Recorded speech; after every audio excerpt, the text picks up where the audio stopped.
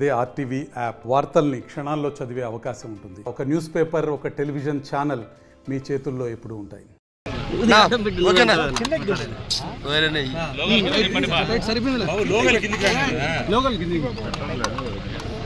అందరికీ నమస్కారం.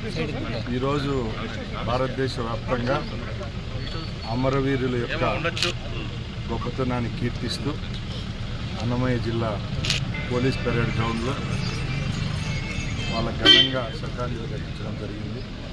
మనందరికీ తెలుసు, ఈరోజు మనం సుఖ సంతోషాలతో ఉన్నామంటే పోలీసుల యొక్క త్యాగాలు ఈరోజు రాష్ట్ర వ్యాప్తంగానే కాదు, దేశవ్యాప్తంగా ఎందరో అమరులైన పోలీసులు మన సంతోషం కోసం వాళ్ళ ప్రాణాలు బలిదానం చేయడం జరిగింది. వాళ్ళ ఆత్మ శాంతించాలని ప్రార్థన చేయడం జరిగింది.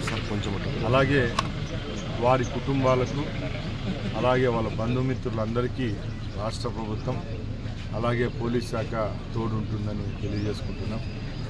ఎందరో పోలీస్ అధికారులు వాళ్ళు డ్యూటీలో ఉన్నప్పుడు వాళ్ళ ప్రాణాలను కూడా నక్సలైట్ల ద్వారా ప్రాణాలు కోల్పోయిన వాళ్ళు, అలాగే సంఘ విద్రోహుల ద్వారా వాళ్ళు ప్రాణాలు బలిగొనడం జరిగింది.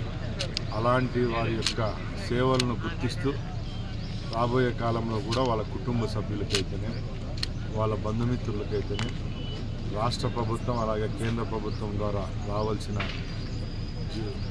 ఏదైతే ఇన్సెంటివ్స్ అయితేనే, అలాగే ఉద్యోగాలు అయితేనే వారికి ఒక భరోసా కల్పిస్తూ ఈరోజు ఈ కార్యక్రమాన్ని ఇక్కడ చేయడం జరిగింది.